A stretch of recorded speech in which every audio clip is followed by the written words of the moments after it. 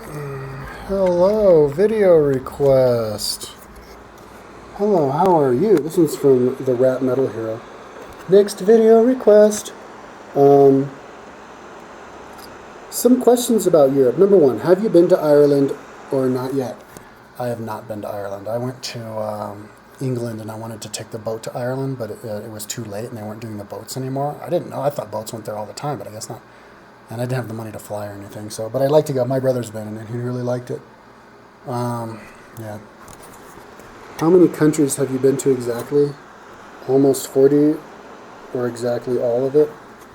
I don't know, probably like 70. I think I've been to like 70 countries, but I haven't exactly counted. What's your favorite kind of European food? Or, well, maybe I should say which ones. Like pretty much all the ones in South America, Latin America, North America, Europe.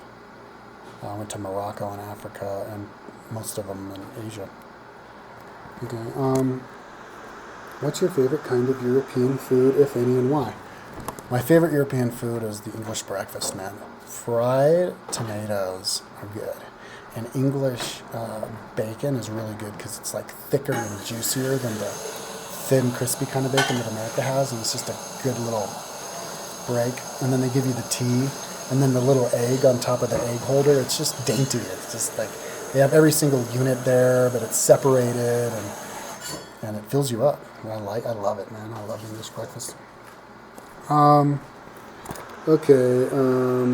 Did you enjoy the city of Amsterdam a lot? Oh yeah, I love Amsterdam. Oh my God, you go to Amsterdam, and um, like you can buy weed anywhere you want. You can go into a store, just buy weed and get high whenever you want.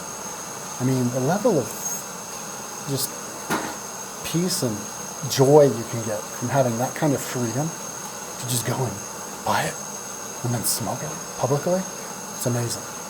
And like the music on the you go into those like Smokey's Disco there in Amsterdam and they have this giant screen and they're playing like really good. Like I don't know where they find these videos because they don't play them in America anymore, but they're American videos for the most part.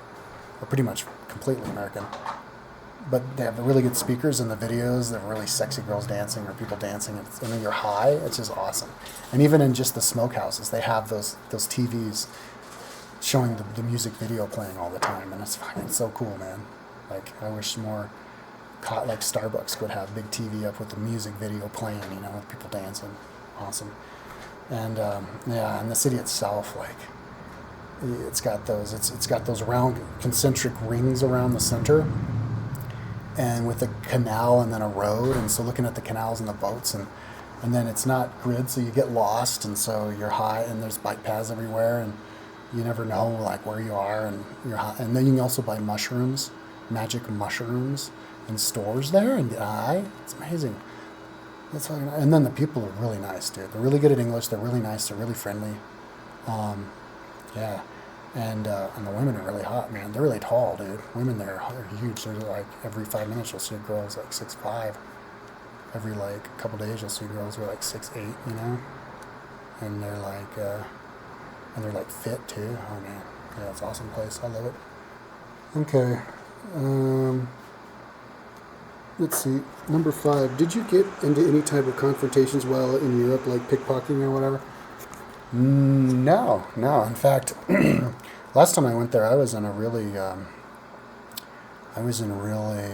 were really cool to me. Like, I was riding down Athens, Greece, and my tent fell off my bike, and this guy on a motorbike picked it up and caught up to me and gave it to me. I would have been screwed. That was really cool. But the first time I went to Europe, I had more negative encounters with people in '97.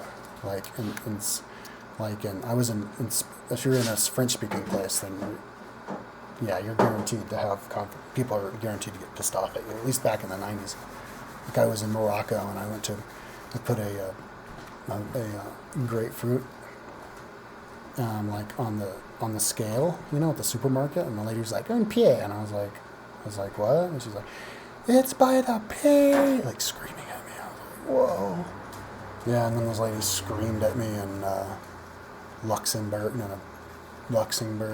in French because I thought she told me to go fill up my water bottle in the sink behind some door, and I guess that's not what she said because next thing I know, she's screaming at me.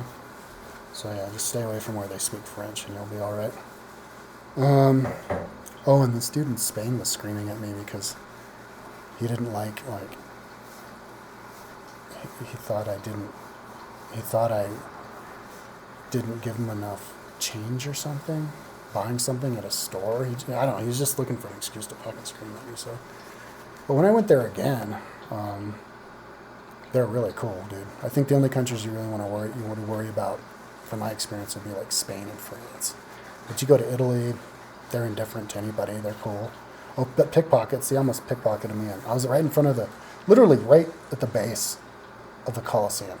And all these Italian kids run up to me telling me they're lost and to tell me where they were. And so he holds up a map like in front of my face. And I was stupid. I was like, oh yeah, here, let me tell you. And then all of a sudden they're like, oh wait, we know where we are. And they run off. And I felt the flap of my backpack fall down. So I think the kid was trying to pickpocket me. And then somebody saw them, and so they ran off. And they didn't get anything, but that was it. That's the only thing I can think of. In Greece, people will yell at you a lot. But I realized pretty quick that that's just how Greeks are. Like that's how their personality. And the Serbians too, big time. Like they just yell. Like they're angry, but they're not. It's weird.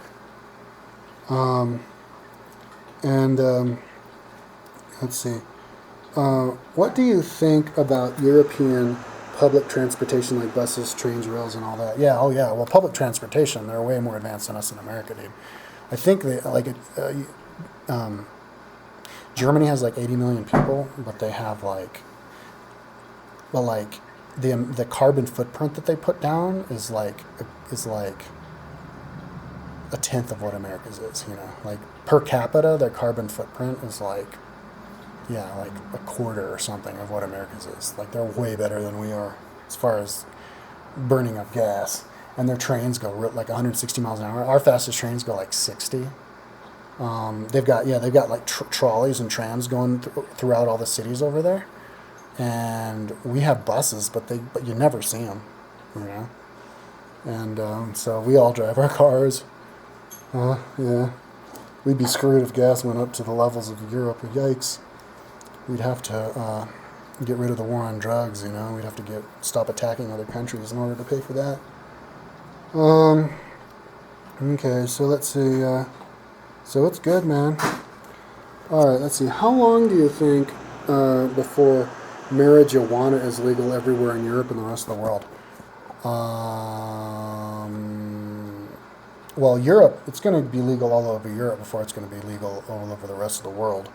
I would say all over America and Europe within 5 years, and the whole world within 10 years. That's about my prediction. It's going to happen really fast because we're going to pay, in Colorado, hopefully the Nazis will allow us to legalize marijuana by the end of the year, follow the law like they're supposed to, but Nazis aren't really all that into following the law. They like to create their own laws, but yeah, once the Nazis allow us to legalize weed by the beginning of the year, in Colorado we're gonna have a 30% tax, so it's gonna like pay for a lot, dude. And everybody else they're gonna start salivating, and I'd be like, ooh, we want that too. We want. And then, of course, we'd have to let the 500,000 hippies free, which is going to free up a lot of money and a big workforce to be able to use that workforce and that money to create renewable energy. And so it'll cause a new renaissance, a beautiful renaissance. Yeah, so it'll happen fast once people realize the positive benefits of like medical marijuana and everything. Boom, yeah, 5 years Europe, 10 years the rest of the world. So let's see here. What do you think Europe will be like in the future? Like population, cities, and all that. Let's say 20 to 60 years from now. Yeah, Europe, unfortunately, is having some problems, dude. Because of all of the immigrants. They've been letting too many Muslims in there. And all of their economic problems are biting them in the ass, and so now they're becoming racist against those immigrants, and the immigrants, and a lot of those Islamic immigrants are pushing their retardation too much in the countries they fled to, because their own countries are too fucked. So I think Europe is going to get a little bit worse before it gets better, but we're talking 20 to 60 years from now. I think we'll figure it out. In 20 years, that stuff's going to be better than it is now. Europe is going to be like one country, like America. Right now, it is kind of like one country. You can work in the EU. You can work anywhere in Europe, and you can just pass throughout the borders. In 20 to 60 years, Turkey's going to be in the EU. All the countries in Europe are going to be in the EU. Belarus is not going to be a dictatorship anymore. It might even be in the EU, and Russia might even be in the EU. And people are going to be moving around a lot, dude. Everybody's going to be speaking perfect English. Everybody's going to be speaking English to each other. And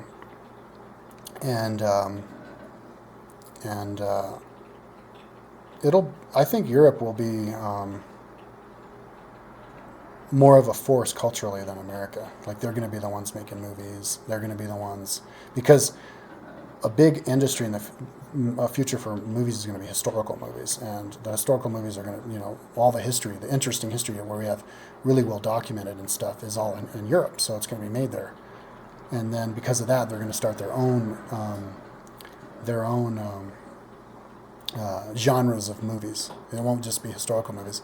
The reason Europeans aren't so good at making movies now is because they're really stuck in old world judgmentality. And when you're really judgmental, you can't be an artist, because artists break bounds. They don't stay within little boxes. You have to be free mentally and creative. And Europeans are not nearly as good as Americans at that. Americans are a lot more open-minded. There's a lot more free speech in America. So, but in Europe, they're going to learn their lessons from America, and they're going to have the free speech, and they'll be basically like Americans culturally. But there's more people in Europe, and there's more culture in Europe than in America. So I think they're going to be the dominant force culturally in the world. All of Europe together. If you're going to use one country, America's always going to be the best. But Europe right now is more economically bigger GDP than America and bigger population. What was it, 800 million? I think it's more than double. Anyways, okay, so thanks for all your posts. Well, thanks for the request medal rep here. It seems as though you are a European. Let's see, population. European population will be a little bit higher than it is now. The people will be a lot more Muslim. Be more Muslims there. I don't think there's going to be so much racism though. 20 to 60 years. Cities are going to be 60 years from now, a lot of European artifacts are going to be rebuilt. We're probably going to rebuild the Roman Colosseum, although not within 60 years. This will be like more than 100 years, probably 100, 150 years from now, they'll rebuild the Colosseum. But within 60 years, they're going to rebuild the Circus Maximus. They're going to rebuild, it's very possible that they rebuild the Palace of Rome, and within 100 and 150 years, they're going to completely rebuild Rome, the way it was in the imperial days, for the purposes of tourism. They're going to rebuild castles, thousands of castles, for the tourist aspect of it. Let's see, all that. We're going to have bike paths all over Rome, all over Europe, because they already do have a good system of it. So that'll get more developed. Europe is going to have tourist pathways. Like in the olden times, there was the Silk Road. Well, we're going to have like the Roman highway, like the Appian Way. It'll be an actual like tourist bike path, like pathway, specific tour that everybody does. And there'll be like hostels right on the Roman roads. And people will be like, hanging out in the hostels, smoking their weed and eating their magic mushrooms, drinking beer, and being like, yeah, man, like, I remember you on the Roman road from back there, And there'll be the castles that they'll all go to. Like, it'll be big time history reenactments, all from bike touring. So there'll be bike touring. Europe will be the world center of bike touring then too. And I guess that's all for now. Peace out.